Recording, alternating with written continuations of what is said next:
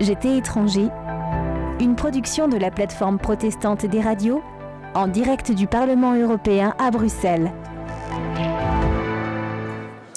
Oui, merci d'être avec nous pour vraiment une journée passionnante que nous vivons depuis le Parlement européen à Bruxelles. Une retransmission en direct sur 12 radios associées pour ce joli projet. Et le temps d'une chanson, nous avons changé de plateau et nous accueillons Philippe Schwab qui va nous faire vivre ce plateau. Vous êtes animateur chez Radio Arc-en-Ciel à Strasbourg. Merci d'être avec nous à Bruxelles. Et une thématique aujourd'hui que vous allez développer, identité et migration, bien sûr, avec vos invités. Tout à fait. Alors, relier identité et migration, pour certains, associer ces deux termes, c'est tout à fait normal, il fallait le faire. Peut-être que pour d'autres, cette question est soit déjà dépassée ou carrément peut-être négativement connotée. Mais bon, qu'on le veuille ou non, là, cette question, pour moi, elle est posée sur la table. Illustration, en vrac, indirect ou direct. En France, c'est un sujet récurrent dans toutes les élections. Emmanuel Macron, encore récemment, a relancé l'idée de la nécessité d'un débat sur l'immigration. Et puis, il y a une concertation en cours, toujours en France, pour négocier des quotas d'immigration professionnelle. Et en Europe, dans le cadre d'un nouvel exécutif, dont la prise de fonction, je crois, a été décalée, mais qui a eu lieu le 1er décembre. Monsieur Lambert, vous me corrigez, super, voilà. Et puis notamment avec le commissariat de la migration qui a changé de nom, et ça a fait d'ailleurs une petite polémique, puisqu'on est passé de la protection du mode de vie européen à la promotion du mode de vie européen. Avec nous pour en parler donc aujourd'hui, dans l'ordre alphabétique, donc à ma droite, Jean-Arnold de Clermont. Jean-Arnold de Clermont, donc pasteur de l'Église protestante unie de France, ancien président de la Fédération protestante de France et conférence des églises européennes. Vous êtes président et observateur référent de l'observatoire Pharos, si j'ai bien tout compris, qui est une entité de veille et de ressources sur le pluralisme culturel et religieux, alimenté par un réseau international d'observateurs et dont vous avez notamment la République centrafricaine et le Nigeria. À ma gauche, Sitou Gaïbor. Sitou Gaïbor, merci. Donc d'origine togolaise, Sitou est avec nous depuis, en France, je veux dire, depuis 1983. Il est dirigeant d'entreprise de services informatiques dans les Hauts-de-France et avec un engagement sociétal particulier, puisqu'il est particulièrement investi au sein du MEDEF, du Centre des jeunes dirigeants, sur les thèmes de la diversité. Voilà pour son engagement sociétal. Et Philippe Lambert. Philippe Lambert, voilà, qui nous a rejoint, donc qui est homme politique belge, donc qui joue à domicile, lui. Membre du parti Écolo, c'est le nom, c'est pas un diminutif, je me suis renseigné, qui est député européen depuis 2009 et actuellement coprésident du groupe des Verts et Alliance Libre Européenne. Et alors, spéciale dédicace, puisque vous faites partie, monsieur le député, des personnes qui ont contesté l'appellation, je crois, justement, protection du mode de vie européen. Voilà. Alors, première partie, quelles sont les peurs et les réactions de défense que peuvent occasionner les migrations au niveau du citoyen européen, j'allais dire lambda. À moins de considérer que le citoyen lambda européen est raciste ou complotiste, est-ce qu'on peut entendre ou au moins comprendre quelques réactions peut-être de rétractation, de crispation suite aux migrations? Messieurs, vous en pensez quoi? Est-ce que dans vos parcours, vous constatez ces réactions et peurs de défense? Si l'un d'entre vous est inspiré, vous me faites un geste et ça sera très bien comme ça. C'est parti. À ma gauche, à ma droite, Philippe Lambert. Alors, je vais partir d'un exemple très concret. Murtada, qui nous vient du Darfour, qui a été accueilli en France, vient donc d'une région où il était éleveur de moutons. Il se retrouve dans le sud de la Bourgogne. Est-ce que ces deux mondes sont les mêmes? Non. Okay. Est-ce que les traditions, les habitudes sociales sont les mêmes là-bas qu'ici? Non. Bien sûr que non. Vous me parachuteriez au Darfour, ce serait pour moi un monde très différent du mien. Donc existe-t-il au niveau individuel et au niveau collectif des différences entre les sociétés? C'est évident.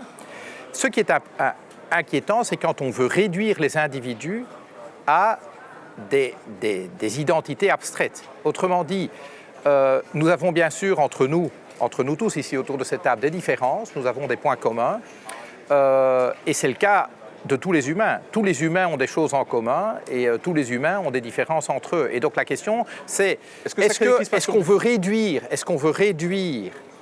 la société à une opposition entre un eux et un nous, C'est ça qui est toxique, en réalité. Est-ce que nous sommes capables de vivre ensemble en étant différents ? D'accord. Ça, je pense que la réponse est oui, mais ça se construit. Mais est-ce que c'est pas un truc, on ne peut pas nier que vivre ensemble dans la différence présente des défis, que ce n'est pas quelque chose qui se passe de manière automatique, facile. Je veux dire, ça commence dans la famille, ça continue dans la ville, au niveau des sociétés. Je veux dire, la France n'est pas une société uniforme et vivant paisiblement avec elle-même. Mais alors du coup, est-ce qu'on peut entendre des phrases du type « je me sens plus chez moi », « ils ne sont pas comme nous » par exemple, qui serait le symbole de cette différenciation ? Alors peut-être réaction à ma gauche, Sitou Gaïbor, et ensuite Jean-Arnold de Clermont. Comme vous l'avez dit, la vraie question, c'est de vivre dans la diversité, de vivre, parce que dans tous les cas de figure, on est différents l'un de l'autre. D'accord ? Vous l'avez dit très très bien, dans une famille même, on a des personnalités différentes. Ceci dit, je dis à un moment donné que j'ai peur de mon frère, ça veut dire que peut-être je ne le comprends pas assez. Bon, je pense que c'est quand même un sujet assez important. Il est vrai aussi que quand l'individu qui dit qu'il a peur de l'autre, qui dit « je ne me sens plus vraiment chez moi », comme vous l'avez dit, chez moi, dans quel sens ? Dans le sens que, quelque part, je suis bien chez moi, mais quand l'individu, l'étranger, il vient perturber mon habitude. Alors, ce qui est intéressant, et puis je pense qu'on en parlera un peu plus en détail, tout à fait, mais c'est quand même de savoir que cette notion de peur, on en parle en France, là on est en Europe, mais c'est la même chose aussi qui se présenter dans un pays africain. J'aime bien aussi qu'on puisse aussi penser au-delà, parce que l'étranger n'est pas forcément le noir vers le blanc, mais aussi peut-être blanc vers le noir. Une intervention de Jean-Arnold de Clermont, puis ensuite un premier micro-trottoir pour nous éclairer. Pour qu'il y ait une rencontre authentique, il ne faut pas que l'un ou l'autre se sente inférieur ou supérieur. Voilà, tout à fait. Et c'est toute la problématique actuelle. Vous avez utilisé le mot des peurs, et effectivement, nous nous trouvons dans une société française où toute une partie de la population est en infériorité culturelle, se sent en déstabilisation culturelle. C'est les migrants qui ont peur, là. Et non, c'est les Français qui ont peur des migrants. Bon, vous parlez de minorité culturelle ? D'infériorité culturelle. Infériorité, pardon. Infériorité culturelle. Ça. Minorité, je ne sais même pas ce que ça veut dire, minorité. Non, d'infériorité culturelle, d'insécurité culturelle. Voilà. On n'est pas sûr de ce que l'on est. On se sent... Bon. Et du coup, la rencontre avec l'autre est toujours inquiétante. Est-ce qu'il ne va pas prendre ma place ? Est-ce qu'il ne va pas me dominer ? Regardez le dialogue sur l'islam en France. Il reste extrêmement minoritaire. Et on vous parle de grand remplacement. Et on en parle de grand remplacement. Oui. Et on nous parle d'une identité catholique de la France, enfin chrétienne, on va dire, chrétienne de la France. Et malgré ça, on a peur de l'autre. Alors, justement, les migrants nous font-ils peur ? Un micro-trottoir donc réalisé par Radio Arc-en-Ciel, Radio Iris à Strasbourg, dans la capitale de l'Europe. C'est parti. Est-ce que les migrants vous font peur ? Non. Pourquoi ? Parce que je pense pas que ce sont les personnes qui font peur, mais le regard qu'on a envers eux et qu'on n'est pas du tout bien informé, qu'on comprend peut-être pas nécessairement pourquoi est-ce que ça se passe de cette manière-là. Non, enfin, ça dépend, ça peut dépendre de quel pays ils viennent, mais en général non. Non, pas du tout, parce que ce sont des humains. Non, mais en tant qu'individu, je pense pas que voilà, je suis effrayé par l'idée de rencontrer un migrant, non, pas du tout. Moi, pas du tout, parce qu'à Strasbourg, on est rarement directement en contact avec des flux, comme dans le sud et à Calais et tout ça. Non, je vois pas pourquoi je devrais avoir peur. Non, il suffit de les connaître. Je pense que si on apprend à les connaître, on n'en a pas peur. La peur, c'est l'inconnu. Waouh. Ouais. Alors du coup, moi je me demande quand même si ces réactions ne sont pas un peu propres. Ça fait penser au Magnolia de Claude François un petit peu. Là, vous trouvez pas que c'est un peu politiquement correct ces réactions, messieurs ? Une réaction, monsieur Lambert, Philippe Lambert. Mais je voudrais poursuivre dans cette idée qu'une bonne partie de notre population se sont aujourd'hui, je ne sais pas si c'est en situation d'infériorité, mais en tout cas comme laissés pour compte. Laissés pour compte, ça peut être socialement, économiquement, culturellement. On n'a plus l'impression d'appartenir. On a l'impression, en fait, de vivre dans une société dans laquelle vous ne comptez plus pour rien. Quand vous parlez avec des gilets jaunes, c'est ça qui ressortait, qui, moi, m'a le plus frappé, c'est, en fait, nous aussi, on existe. Nous aussi, on a le droit de vivre. Nous aussi, on est quelqu'un, chacune et chacun d'entre nous. Et donc, ça ne m'étonne pas que dans un monde, dans des sociétés, la société française est un exemple, mais les sociétés européennes, ont vu une explosion des inégalités, une explosion du nombre de gens laissés pour compte. Alors c'est souvent le dualisme entre les métropoles mondialisées et les petites villes de province et les campagnes abandonnées. On voit que parfois, en Suisse, quand il y a eu le référendum sur la question de la migration, le vote était d'autant plus anti-migrant qu'il émanait de zones rurales où en fait la présence des migrants était extrêmement faible. D'accord.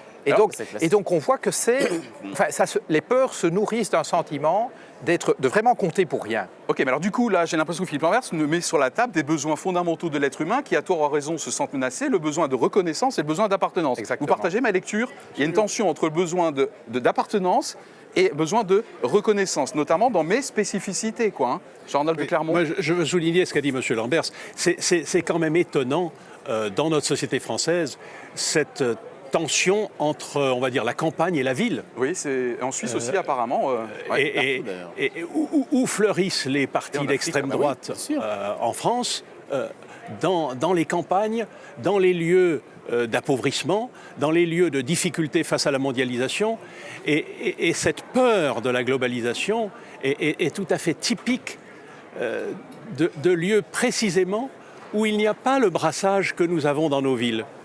Alors c'est quoi? C'est fantasmé alors? Ce sont des peurs qui n'ont pas de lieu d'être? Non, attendez. Philippe Lamberts, qui ici tout Gaillet parce qu'il est en déficit, je crois, de prise de parole.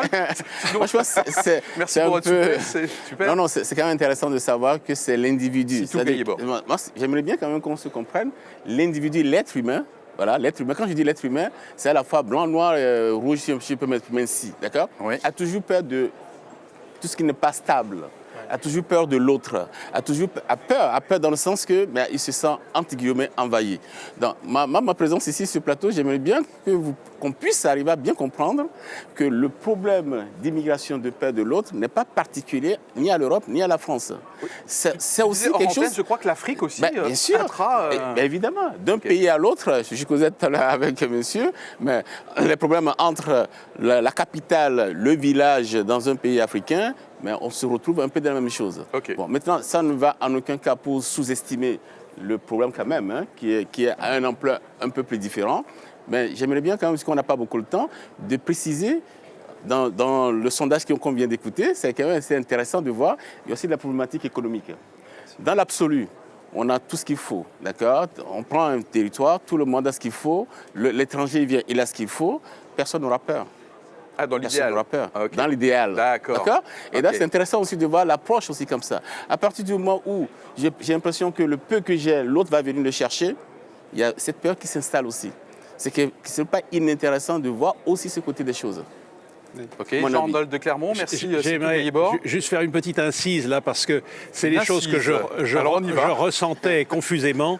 et je suis tombé sur cette étude absolument remarquable du Secours catholique en 2018 sur la perception des catholiques par rapport aux migrants. Ça a l'air de vous inspirer en tout cas. Oui, parce que j'ai trouvé là-dedans ce que je ressentais. En gros, il y a 45% de la population française, catholique mais peu importe, qui se retrouvent dans deux catégories, les multiculturalistes et les libéraux. Et puis, il y a 35% ou 33% qui se retrouvent dans les nationalistes ou dans les nationalistes modérés. Et puis, il y a un 22% au milieu qui sont en pleine insécurité et qui sont absolument fondamentaux pour notre compréhension de la société française, parce que c'est eux qui peuvent faire basculer dans un sens ou dans l'autre. C'est eux qui sont, en quelque sorte, pas sûrs d'eux-mêmes.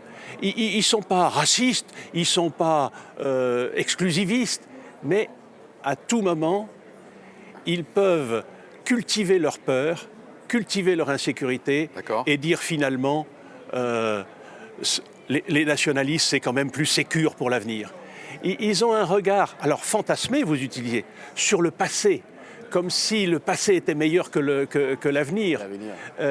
Ils ont une espèce de, pour certains d'entre eux, de sécurité dans l'identité chrétienne, alors qu'elle n'est plus le fondement de nos sociétés. Mais alors du coup, le micro-trottoir qu'on a entendu, il n'est pas forcément très représentatif. Peut-être qu'il a été réalisé en ville.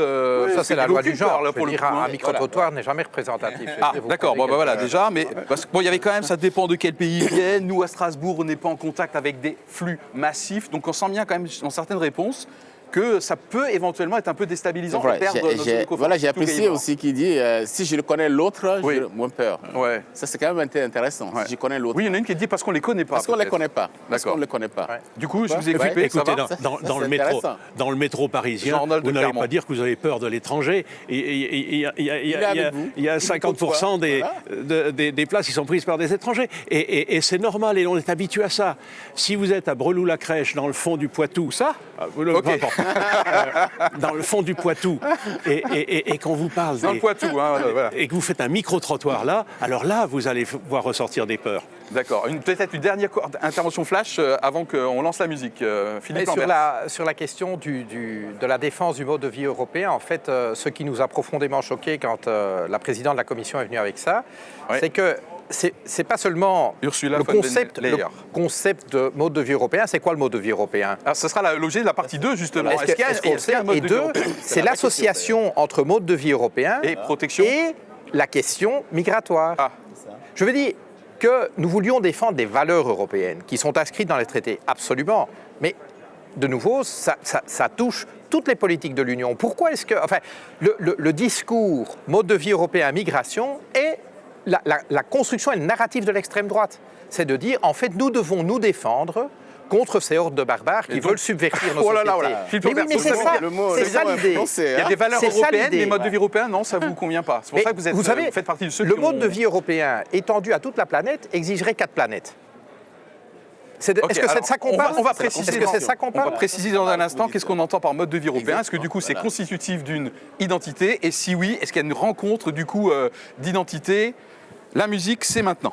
Oui, effectivement, on le rappelle, pour ceux qui nous rejoignent, on est en direct du Parlement européen de Bruxelles.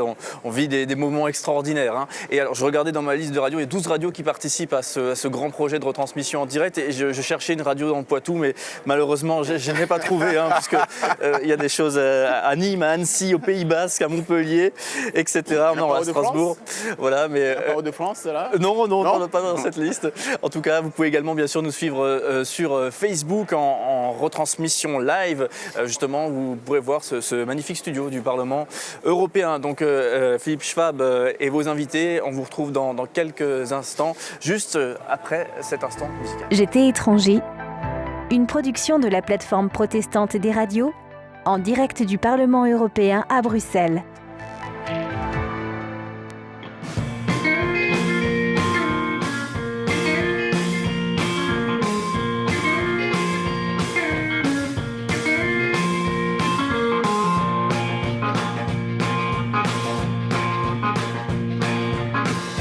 Skillet, up the come. Showman wanging on a ballyhoo jump. Watch our people, I'm a greedy man. Swallow the fishes in the frying pan. Gator blood, I got gator blood. Chicken on a hot plate, gobbledygook. Coming up, honey, take a look. Mighty fine weather this time of year. Shake it till the feather, you chicken you hear. Blood, gator blood, I got gator blood.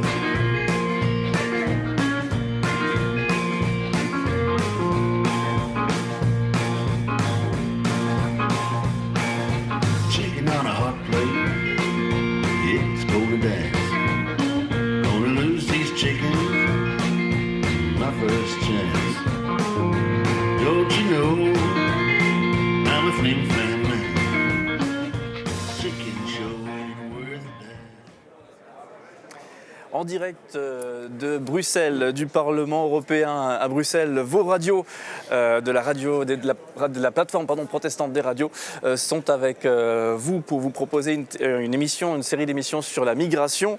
Puisque vous le savez peut-être, hein, dans 7 petits jours aura lieu la journée mondiale des migrants.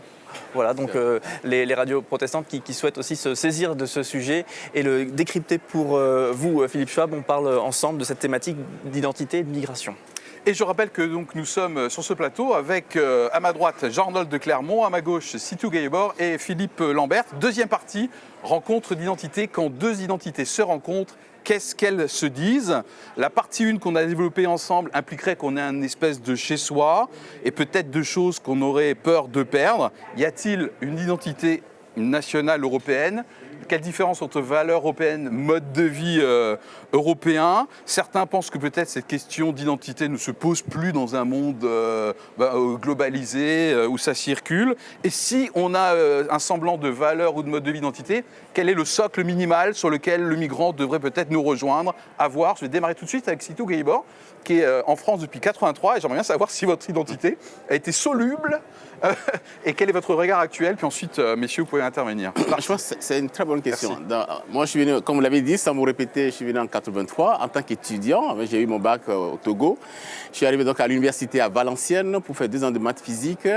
Et après, j'ai fait une école d'ingénieur et je travaille depuis installé donc à Lille. Dans le concret, j'étais déjà chrétien avant de venir. Et ça a un rapport Voilà, justement. Quel rapport? Ça veut dire que, c'est très intéressant, comme moi je suis venu en France en 1983, donc en tant que membre chrétien d'une famille protestante au Togo avant de venir, très rapidement, je me suis senti vraiment totalement en phase avec mes autres étudiants, les autres collègues. À part la couleur de ma peau, on partageait vraiment beaucoup de valeurs. Ça aussi, c'est quelque chose qui est assez intéressant de pouvoir comprendre pour savoir que dans le subconscient de l'individu, le migrant est forcément très différent de lui. Parce qu'il y a une grande partie qui est d'origine religieuse musulmane quand même en ce moment, non? Alors justement, là, du coup, je ne sais pas si votre exemple, Sitou Gaybor, est représentatif, si? Justement, c'est pour ça que c'est intéressant aussi d'avoir mon exemple, à savoir que tous les migrants, si on peut dire, ne sont pas musulmans. Ok. Mais dans le subconscient de beaucoup d'amis, on a ça en tête. Donc, point de vigilance c'est très intéressant à savoir. Voilà. Lorsqu'on parle de migrants, on a tous en tête, voilà, c'est le musulman qui prend le bateau, je ne sais pas quoi. Voilà. En subconscient, on a ça. Moi, personnellement, pour revenir dans mon cas, quand moi je suis venu en France, d'abord, je suis venu en retard, mais rapidement, j'étais le premier de ma classe. Mais oui, okay. J'étais venu en retard au niveau de l'école. D'accord. Mais pourquoi je suis dans ces détails-là? C'est tout ça pour dire que très rapidement, je me suis donc senti tout à fait à l'aise au niveau de mon école. J'ai été même le 2e au classement, d'accord? Au premier trimestre, j'étais déjà le 2e de la promotion. Pourquoi je vous dis tout ça? Ce n'est pas pour se vanter, c'est pour vous dire clairement qu'à partir de là, j'ai été accepté tout de suite, vu comme tout le monde. Il n'y avait pas cette différence-là. On ne voit pas la différence quand tout se passe très, très bien. Est-ce qu'il y en a plus aujourd'hui, du coup? Parce que ça fait longtemps que vous êtes en France, Sitou Gaybor. Du coup, et puis ensuite, on switch. Vous avez le sentiment qu'il y a quand même plus de différence et que du coup, votre cas est un peu idéal? Mon cas est idéal, n'est pas idéal. Il y a beaucoup de Sitou, mais seulement on ne les voit pas. D'accord. Il y a beaucoup de cas comme ça, comme moi, mais on ne les voit pas. On se focalise un peu sur tout ce qui est négatif, c'est ce que j'essaie de faire comprendre. Donc, mais ceci dit, pour aller plus loin quand même dans cette notion d'identité, dans la grande famille chrétienne, puisque dans la grande famille chrétienne, on en parlera d'ailleurs peut-être troisième partie, d'accord, on se sent tous ensemble, frères et sœurs. Donc moi, personnellement, je n'ai jamais vécu cette différence en tant que chrétien dans tous les amis que j'ai. Je n'ai pas vécu cette différence-là. Donc ma culture n'a pas été diluée, ma culture est tout à fait normale par rapport à ce que j'ai toujours vécu. Ça fait du bien à entendre. C'est très bien, voilà. Et c'est intéressant de voir aussi que cette différence aussi existe. Jean-Arnold de Clermont, et donc on est vraiment sur le thème là, de l'identité. Est-ce qu'il y aurait des éléments d'identité, du coup, sur lesquels on devrait se rejoindre, un mode de vie européen ou des valeurs européennes? Jean-Arnold de Clermont, vous avez l'air... Oui, je n'aime ni les mots d'identité, ni les mots de valeur.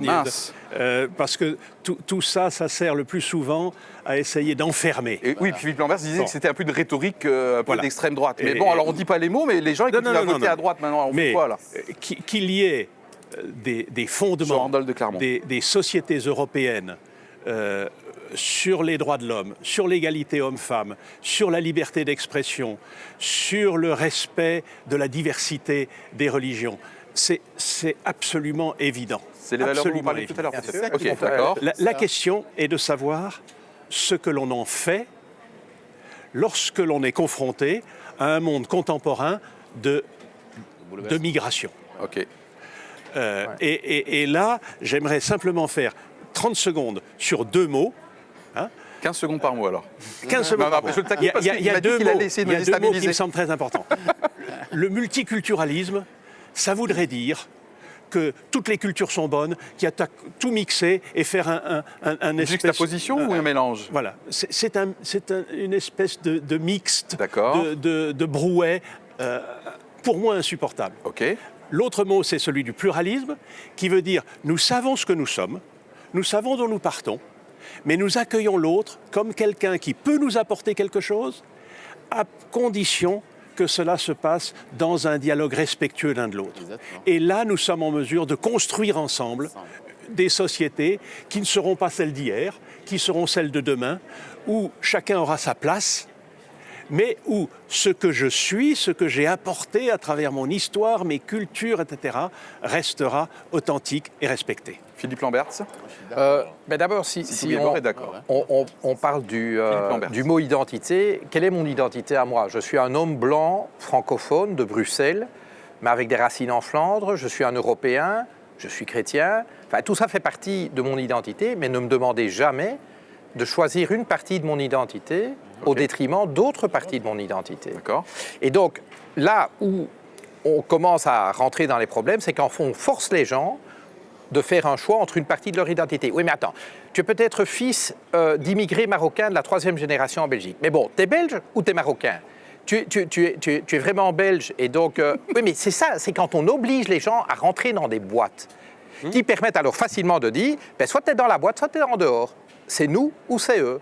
Et ça, c'est ce qui empêche en fait la vie en société. Et c'est pour ça que ce terme d'identité est profondément délétère. Les valeurs de l'Union européenne sont inscrites dans les traités. Et la première valeur qui est inscrite dans les traités, article 2, c'est la dignité humaine. On ne dit pas la dignité des hommes blancs, on dit la dignité humaine de tous les êtres humains, présents à venir, d'ici et de là-bas. Autrement dit, ça, c'est la première valeur de l'Union européenne. Alors bien sûr, qu'est-ce qu'on en fait? Est-ce que c'est conforme aux valeurs européennes de laisser les gens crever en Méditerranée? Je ne pense pas. Est-ce que c'est conforme aux valeurs européennes de pousser les gens dans la pauvreté, de maintenir les gens dans le chômage?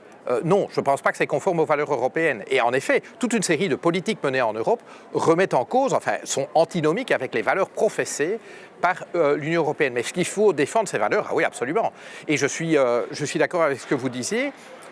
La devise de l'Union européenne, c'est l'unité dans la diversité. Ce n'est pas la fusion dans l'homogénéité. C'est l'unité dans la diversité, pas l'unité malgré la diversité. Mais donc, autrement dit, la diversité est une richesse. Nous sommes différents. Mais alors, à part quelques valeurs génériques et assez universelles, il n'y a pas beaucoup de modes de vie européens pour vous, Philippe Lamberts, qui différencient peut-être d'autres modes dans d'autres continents qui sont pas moins bons. Je suis européen, je n'ai jamais été en vacances en avion. D'autres Européens font un city trip en avion tous les 2 semaines. Je dis, c'est quoi le mode de vie européen? C'est le mien ou c'est le leur? Je dis, moi j'aime bien... je suis chrétien, d'autres Européens ne sont pas. C'est quoi le mode de vie européen? Il y a des modes de vie en Europe. Et je rappelle que, pris globalement, le mode de vie européen exigerait 4 planètes s'il était généralisé. Exactement. Donc, si on veut défendre le mode de vie européen ou le promouvoir, on est mal barré, les gars. Parce qu'on va rendre la planète inhabitable. Moi, j'ai beaucoup apprécié tout à l'heure ce que vous disiez, en disant, par exemple, vous avez pris l'exemple du jeune garçon, jeune fille qui est 3e génération, d'accord? Ses parents sont d'origine marocaine.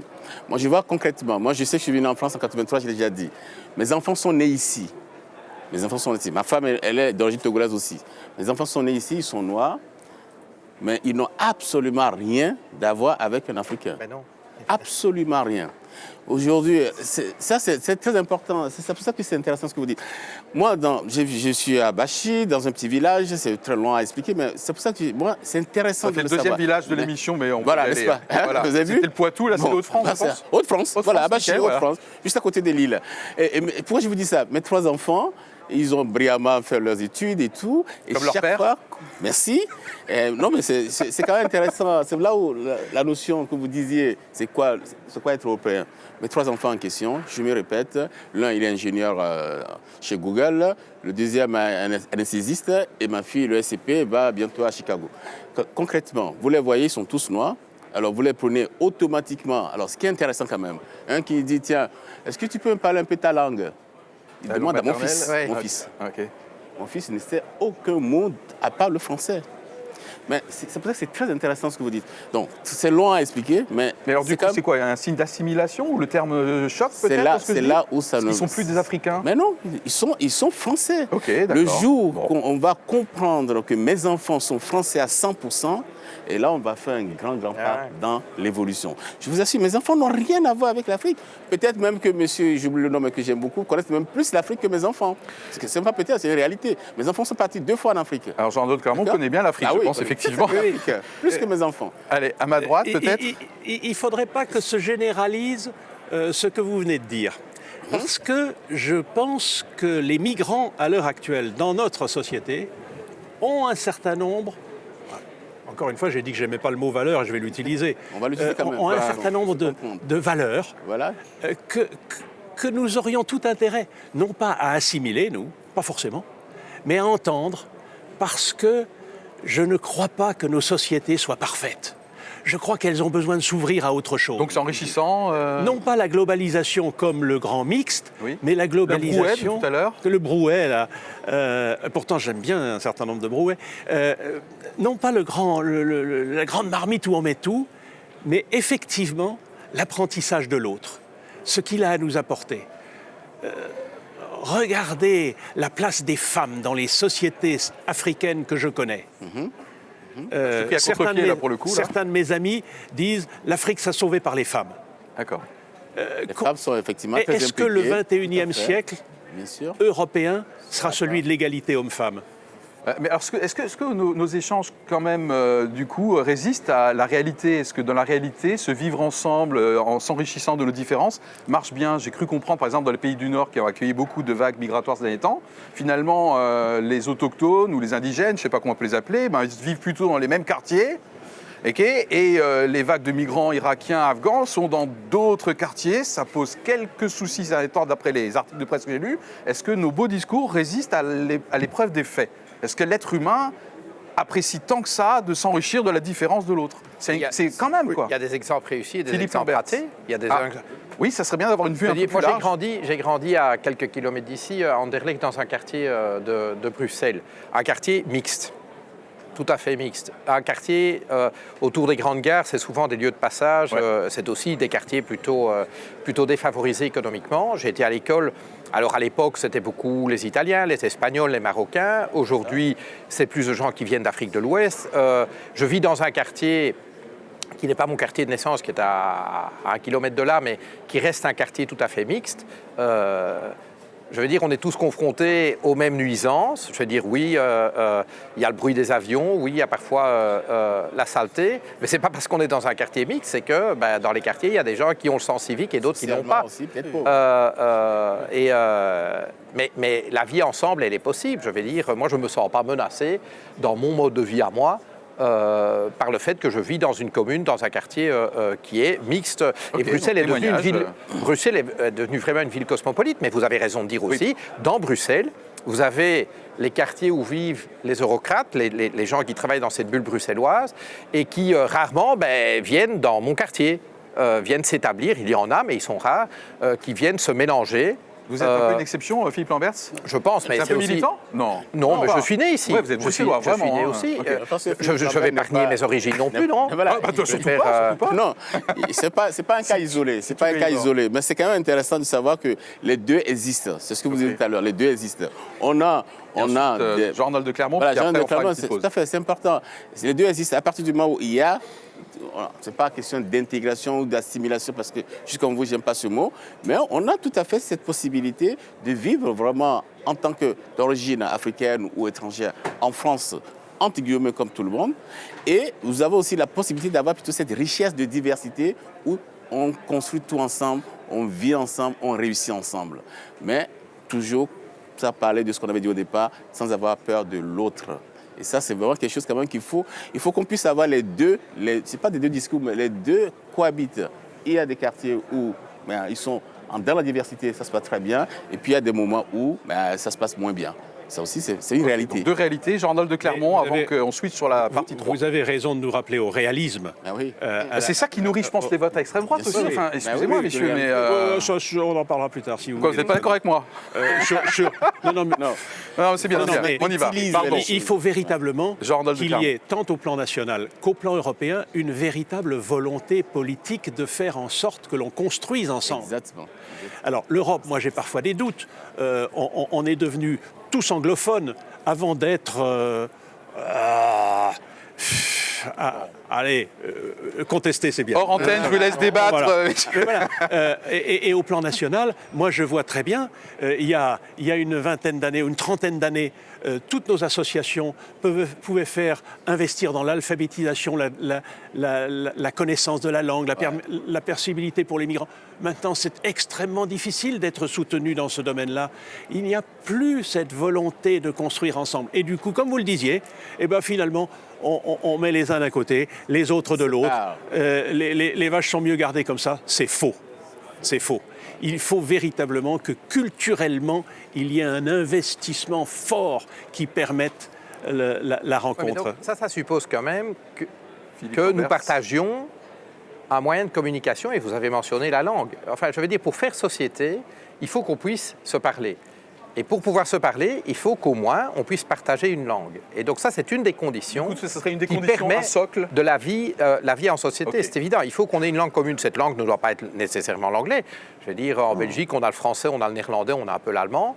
Mais c'est sûr qu'il faut partager une langue pour faire société. Et je suis d'accord avec ceux qui disent, lorsque nous accueillons, il y a un certain nombre de choses qui sont absolument indispensables, et l'une d'entre elles est d'apprendre la langue. Sinon, on reste entre gens qui parlent la même langue, forcément. Super. Merci pour la synthèse. Merci. Cédric. Philippe, on le rappelle pour ceux qui nous rejoignent, nous sommes à Bruxelles, en direct sur 12 radios associées dans le cadre de la plateforme protestante des radios pour vivre un temps d'exception justement au plein cœur des studios du Parlement européen de Bruxelles. Un direct que vous retrouverez tout à l'heure d'ailleurs à partir de 13h et jusqu'à 15h. Également sur Facebook pour les adeptes des réseaux sociaux, une retransmission Facebook Live que vous retrouvez sur les Facebook de toutes les radios participantes. Donc vous pouvez switcher de la FM vers Facebook. Également le Facebook de Regard Protestant, partenaire sur ce joli projet, et le Facebook de la Fédération protestante de France qui soutient ce beau projet. On se retrouve, Philippe Schwab, juste après ça. J'étais étranger, une production de la plateforme protestante des radios, en direct du Parlement européen à Bruxelles.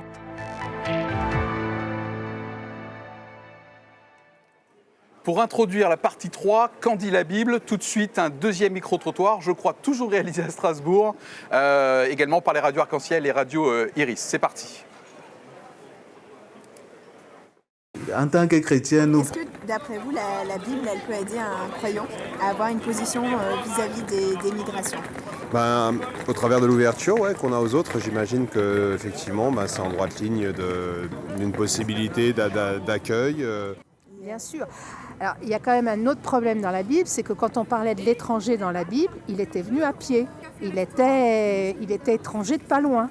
Aujourd'hui, il nous arrive de l'autre bout du monde avec des traditions différentes. Mais bien sûr, l'accueil de l'autre, la connaissance de l'autre, évidemment. Je sais pas du tout parce que j'ai jamais lu la Bible, donc je saurais pas dire, sachant que je ne sais pas ce qu'il y a dedans. Il faudrait partir du principe que c'est un être humain qui est dans le besoin et que du coup le principe de la Bible c'est d'aider son prochain, et du coup un croyant devrait peut-être être plus ouvert par rapport à ça. Est-ce que la Bible peut aider un croyant à avoir une position? Oui, parce que c'est un guide spirituel, donc oui, aime ton prochain, j'imagine. Après, moi je suis agnostique, donc je me sens pas concernée, mais pourquoi pas, oui. Alors moi je suis protestant. Je me souviens, la Bible, elle n'envoie aucun message de haine à propos de qui que ce soit. Sur l'accueil de l'étranger, est-ce qu'il y a des principes pour un croyant qui lirait régulièrement ou occasionnellement la Bible? Est-ce qu'il y a des principes pour aider à se faire son opinion sur le thème de notre plateau, donc identité et migration? Est-ce que, en lisant la Bible, l'un et l'autre peuvent tenir éventuellement deux positions potentiellement contradictoires? Peut-être pour démarrer, Jean-Arnold de Clermont, pasteur de son État. De son État. Jean-Arnold de Clermont. Moi, je pense que c'est une grande erreur de vouloir tracer des principes définitifs pour aujourd'hui à partir du texte biblique. Ou plutôt, la grande erreur, c'est d'oublier que la Bible, elle est née dans des contextes extrêmement différents. Et particulièrement sur la question de l'étranger. Il y a dans l'Ancien Testament... Qui est très souvent cité. Deux positions totalement antinomiques. Ah, intéressant. Vous avez, tu traiteras l'étranger comme l'un des tiens. Voilà. Bon, soit dit en passant, l'étranger à ce moment-là, il est dans la même catégorie que la femme, les enfants. La femme, les enfants, l'étranger. Hein. Et du coup, s'il est esclave, il reste esclave. Hein. Y a pas, on n'est pas dans le 21e siècle des droits de l'homme, etc. Mais il n'empêche, tu le traiteras l'étranger comme l'un des tiens. Un principe, alors qu'on rappelle constamment que les chrétiens utilisent abondamment lorsqu'ils discutent avec d'autres. Et donc l'autre principe contradictoire, alors ? Et puis l'autre principe contradictoire, vous avez ça à l'époque d'Esdras-Néhémie, au moment où on revient de l'exil, où on reconstruit une nation, où on veut être identitaire au maximum. Et alors là, surtout, aucun mélange. Il faut chasser tous les mélanges possibles avec l'étranger. OK. Bon. Alors qu'est-ce qu'on fait avec ça ? Alors vous avez parlé de l'Ancien Testament, est-ce qu'il y a d'autres principes ouf. On va sortir de l'Ancien Testament, on va rentrer dans le Nouveau. Nouveau Testament, tout à fait. Dans le Nouveau, alors on a quelques textes. Jésus qui accepte très volontiers de discuter avec la Samaritaine. Ah, il casse les codes, en termes d'accueil, ça on est d'accord. Même un non-chrétien reconnaît ça. Qu'est-ce qui se passe derrière ça? C'est qu'en fait, on n'est plus du tout dans le même domaine. On est dans le domaine de l'irruption du règne de Dieu qui n'a pas de frontières. Alors, où est l'étranger là-dedans? Du coup... Vous seriez un no-border, Jean-Arnold de Clermont? Ah oui. D'accord, bon ben voilà. Oui. Sur le plan spirituel, no border, comme vous dites, je ne sais même pas ce que ça veut dire. Mais sans frontières. Voilà, sans frontières. Le monde est universel. Mais par contre, je reprendrai deux notions. Et ensuite, je vous laisse réagir, monsieur. Et ça leur donnera matière à...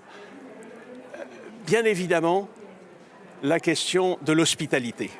Tout à l'heure, à la dernière table ronde, Claire Bernol terminait sur une citation de l'Épître aux Hébreux en disant qui sait si lorsque tu reçois un étranger chez toi, vous accueillez des anges. Tu n'accueilles pas un ange, un ange de Dieu. C'est beau, c'est magnifique. C'est magnifique. Mais il faut prendre ça avec toutes les conséquences que ça veut dire. Bien sûr. Ange, ça veut dire envoyé. Ouais. C'est-à-dire quelqu'un qui, au nom de Dieu, va te dire ce qu'est l'étranger. Souvent, un être qui a eu une vie extrêmement difficile, qui vit dans la souffrance, qui est en marge d'être exclu.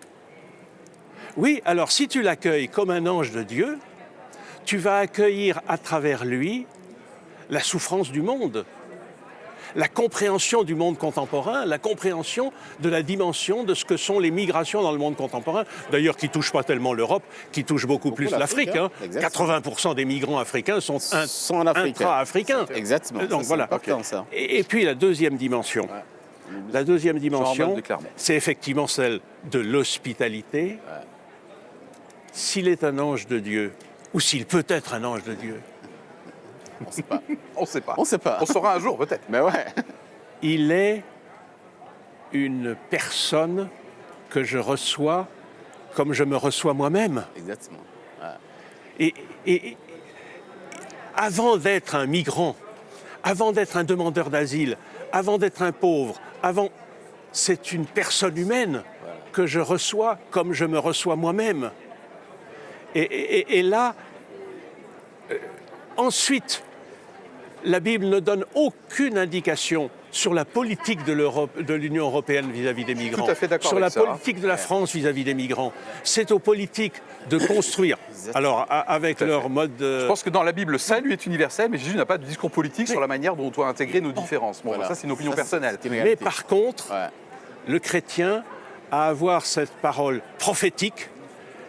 Qui que vous soyez, vous migrants, vous êtes une personne humaine que je reçois comme un autre moi-même. La dignité. Et deux, vous représentez pour moi tout ce que le monde représente aujourd'hui, de complexité, de dialogue, de risque, de crainte, de souffrance, et je dois le recevoir comme tel.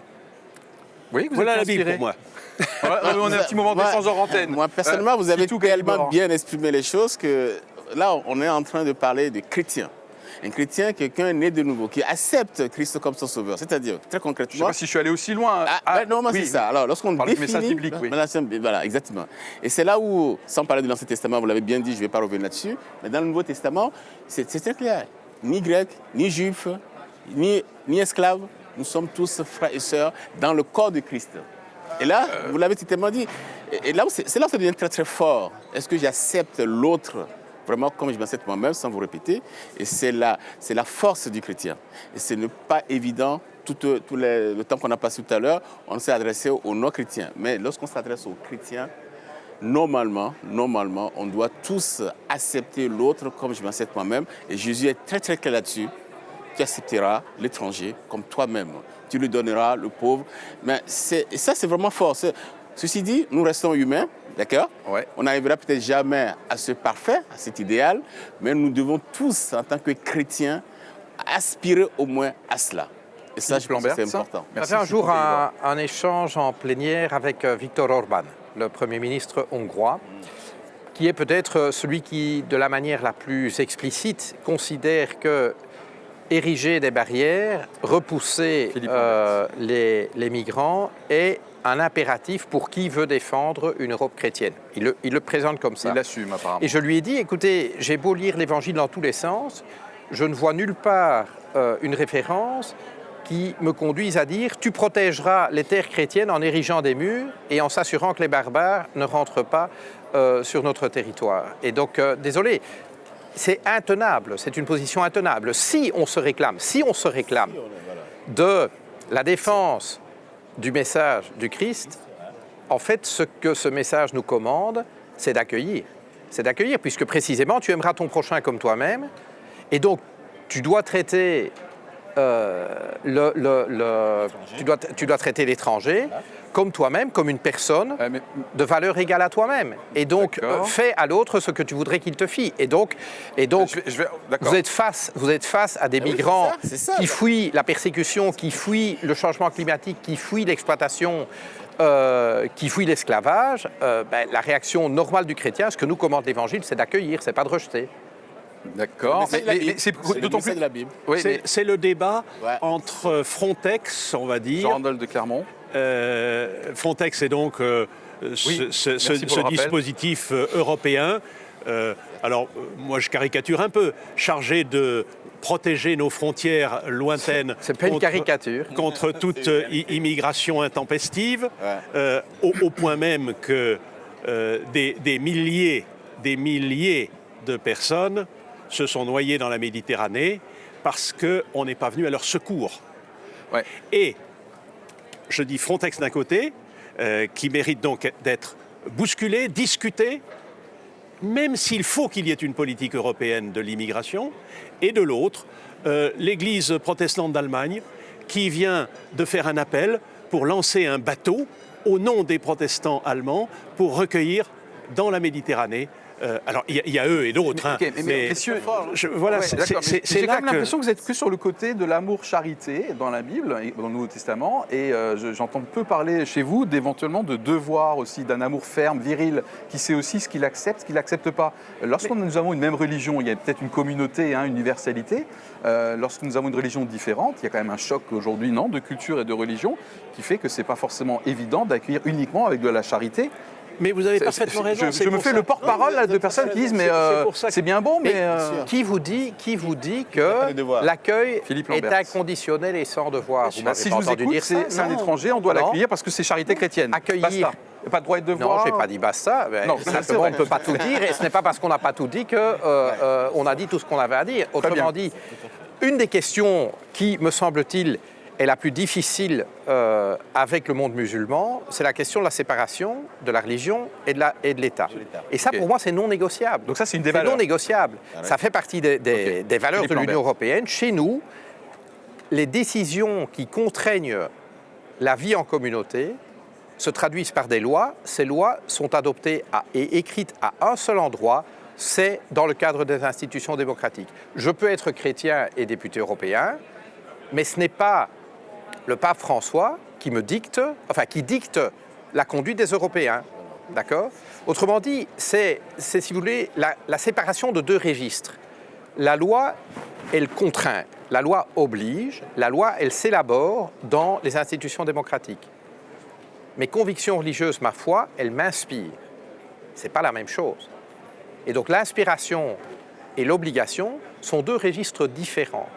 Et donc, nous avons des députés européens qui sont musulmans, je suis sûr que leur foi les inspire. Mais il n'est pas question que le Coran soit la loi européenne. La loi européenne, elle s'élabore à un endroit, c'est dans le cadre des institutions européennes, Commission, Parlement et Conseil. Et dans le cadre de procédures démocratiques. Nos démocraties ne sont pas parfaites, mais en tout cas, la séparation entre les deux, pour moi, est non négociable. Ok, Jean-Noël Clermont, puis ensuite peut-être Sylvie Gaillibord. Non, mais puisqu'on est dans le domaine biblique, c'est le roi et le prophète. Le roi a autorité sur le gouvernement des États. Et même le chrétien, le plus inspiré soit-il, doit se soumettre aux lois de son pays. Mais il a un rôle entre guillemets prophétique, j'utilise le mot, c'est-à-dire de rappeler aux politiques un certain nombre de dimensions de la foi chrétienne ou même de la foi juive ou même de l'islam, dans la mesure où il est une des religions présentes sur notre territoire, ou du bouddhisme, et de dialoguer avec les autorités pour que, au cœur de tout cela, la personne humaine soit respectée. La notion de droit et devoir est valable aussi bien pour l'étranger, puisque c'est de là où vous avez réagi, vous avez bien raison. Oui. Le droit et le devoir, ça va de soi. Donc, vous l'avez très bien dit, il est hors de question de parler que de droit. En tant que devoir, mais c'est vrai, chaque individu qui rentre dans la société pour vivre ensemble a aussi des devoirs, des exigences, telles que vous venez de l'exprimer. Je pense que c'est assez important pour qu'on puisse se réaliser que oui, par ma foi, j'ai des aspirations, j'ai des convictions, mais cela doit me permettre de pouvoir vivre ensemble. Vivre ensemble, c'est le respect mutuellement l'un et l'autre. Le fait de vivre ensemble, ça donne à la fois droit et devoir. Je pense que c'est tout à fait normal. Ok, d'autres réactions sur ce que peut nous... Du coup, l'Ancien Testament, messieurs, vous dites ça, c'était dans une époque, c'était contextualisé, il n'y a plus aucune... Parce que moi, je trouve aussi une certaine... l'étranger était intégré, mais il devait suivre les coutumes du peuple dans lequel il est. Donc ça, vous me voyez venir, là, je suis en train d'aborder le côté jusqu'où il y a une intégration, une assimilation, c'est-à-dire eux, ils s'adaptent, nous, on reste ouverts. Je ne sais pas, est-ce que l'Ancien Testament, on bazarde? Mais bien sûr que non. Non, on écoute... Mais on se souvient en permanence que l'Ancien Testament est né dans un contexte et nous appelle à tenir compte du contexte dans lequel nous vivons. Okay. Et le contexte dans lequel nous vivons, c'est un monde globalisé qui n'a rien à voir avec le monde de l'Ancien Testament. Mais il n'empêche que tu accueilleras l'étranger comme l'un des tiens. Moi, je reçois ça comme une parole biblique. Et en même temps, ce que je découvre dans Esdras et Néhémie, je le prends comme un avertissement sur ce que peut être ma propre société aujourd'hui dans ses difficultés de construction. Alors, messieurs, une dernière peut-être question avant qu'on clôture. Du coup, avec ces principes bibliques, pourquoi faut-il quand même, s'il faut, mais si je crois que tout le monde est d'accord, une politique migratoire, en tout cas au niveau européen. Bien sûr. Puisqu'il y a un des chantiers, je crois, c'est le pacte migratoire.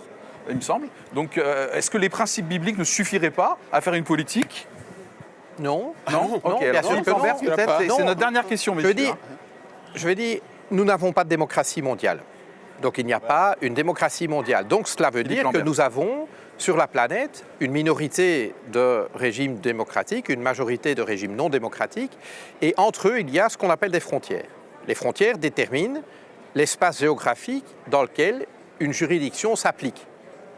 Les lois de l'Union européenne s'appliquent sur le territoire de l'Union européenne. En dehors du territoire de l'Union européenne, ce sont d'autres lois qui s'appliquent ou ne s'appliquent pas.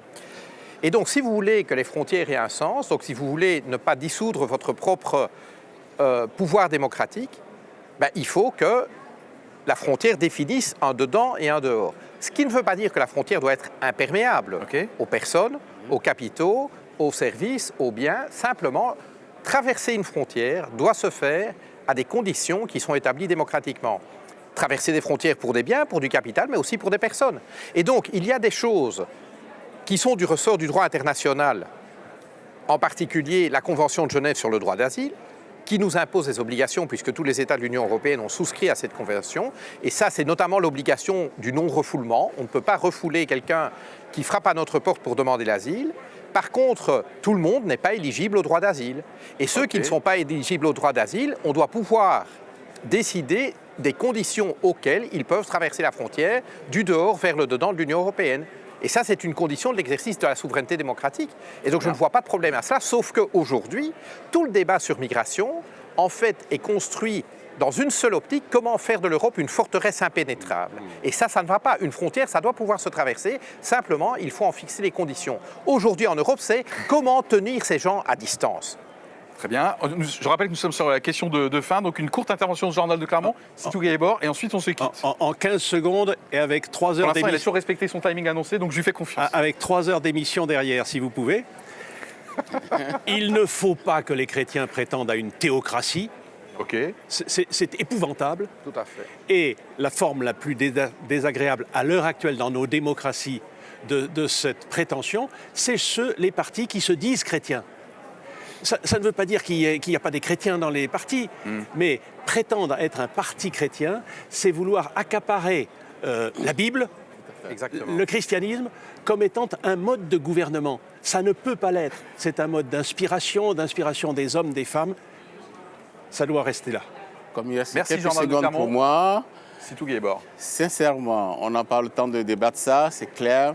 Quelle que soit la frontière qu'on met, quel que soit le plan de frontière qu'on met, on a oublié un gros sujet, il faut un plan Marshall économique pour les pays africains. Si les pays africains sont économiquement développés, on va résoudre vraiment, tout simplement, le problème de migration. C'est ce message très très fort mais que je veux finir, moi, mon intervention. Excellente transition, parce que nous aurons 2 autres plateaux. Je vais laisser la parole à Cédric. Messieurs, un grand merci pour vos éclairages, et notamment sur la dernière question. Et j'ai bien aimé vos côtés sérieux et à la fois un petit peu impertinents. Un grand merci pour le respect des règles du jeu. Bravo, messieurs.